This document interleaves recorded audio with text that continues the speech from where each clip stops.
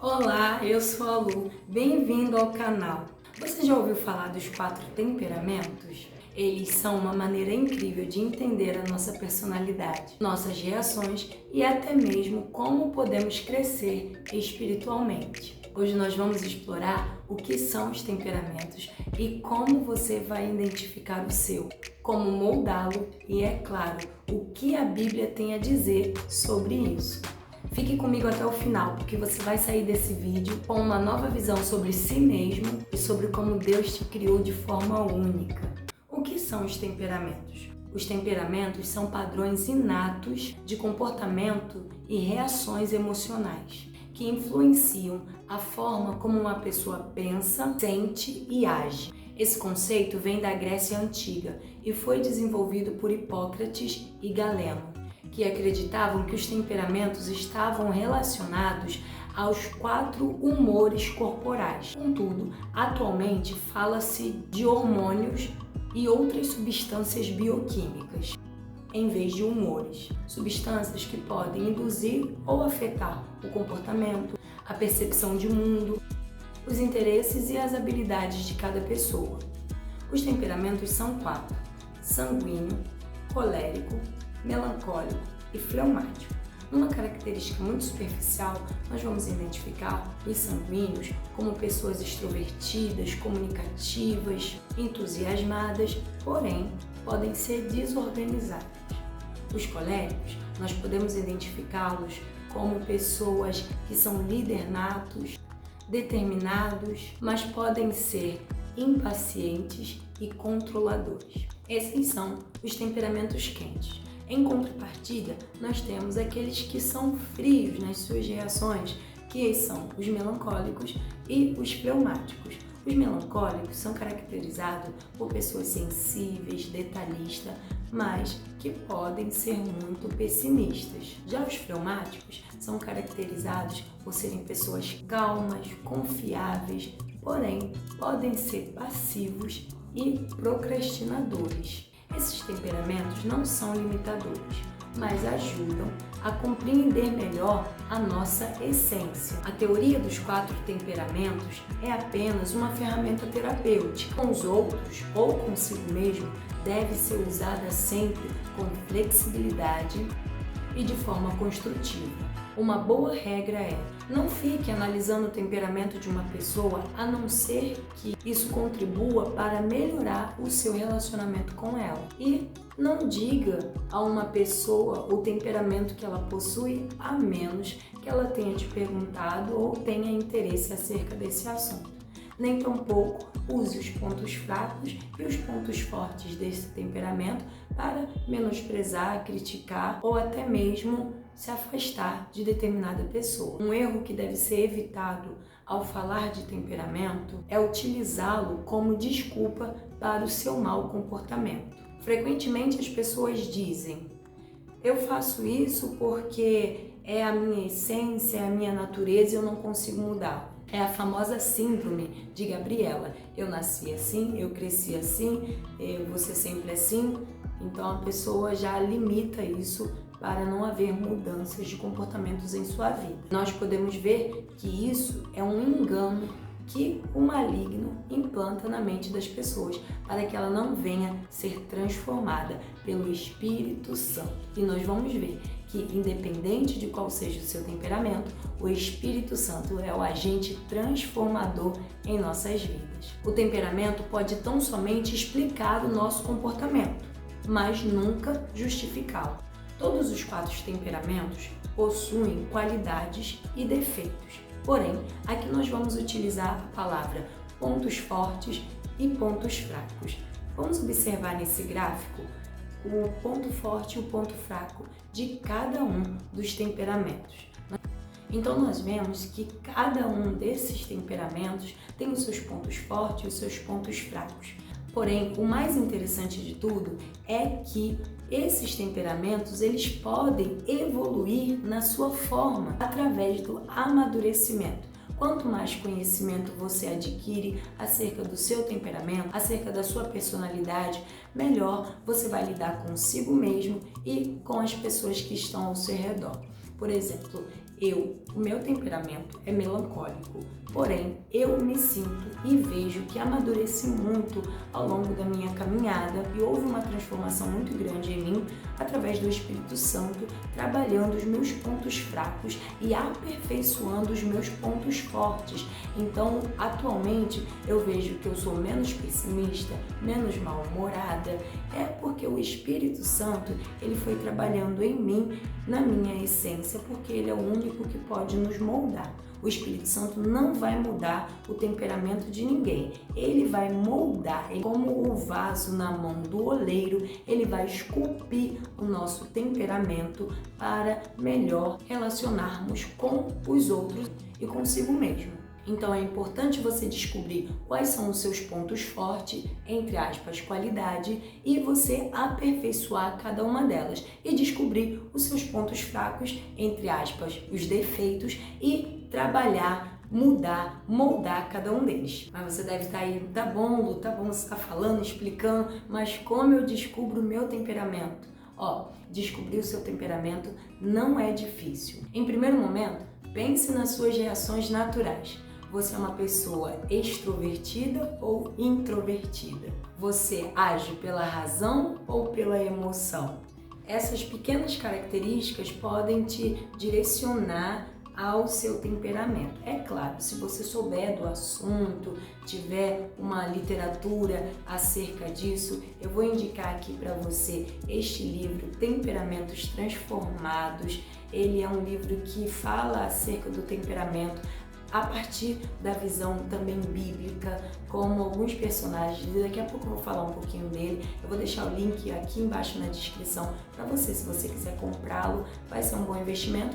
Tem esse daqui, Temperamentos Transformados, e tem também o Temperamento Transformado pelo Espírito Santo, que é do mesmo autor. Pode adquirir esse livro e entender um pouco mais do seu temperamento. Porém, eu vou deixar um link na descrição para você fazer o teste acerca do seu temperamento. Contudo, você tem que ser o mais sincero possível para você descobrir qual é o seu temperamento. Lembrando que é um teste, não é uma análise aprofundada acerca de você. Porém, quando eu fiz, eu descobri que o meu temperamento era melancólico. Depois eu fui buscando mais, fui entendendo mais, fui buscando literaturas e aí entendi que de fato o meu ser melancólico é uma pessoa muito emotiva, que chora, uma pessoa que guarda muito as suas emoções. Não é de conversar muito, é muito dedicada àquilo que acredita, muito fiel àquilo que acredita, detalhista, perfeccionista, e como eu disse, o Espírito Santo foi moldando e tratando tudo isso em mim.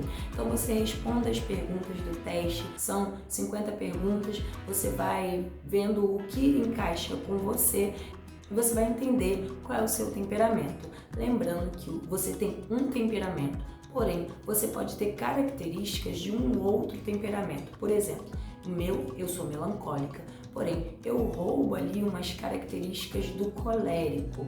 Eu tenho característica de liderança nata, características de ser eficiente, independente, resoluto, mas a minha estrutura, a minha base é o temperamento melancólico. Por quê? Porque eu sou uma pessoa que eu não tenho reações imediatas, eu guardo, eu assimilo, eu interiorizo tudo dentro de mim para depois falar. Eu tomo decisão depois de pensar muito. Então, numa abordagem bem superficial, esse é o meu ser melancólico. Porém, você vai ver qual é o seu. Seja sincero ao responder esse teste e você vai ter um resultado acerca do seu temperamento. Tá, aí você me diz, Lu, descobri o meu temperamento e agora o que eu faço?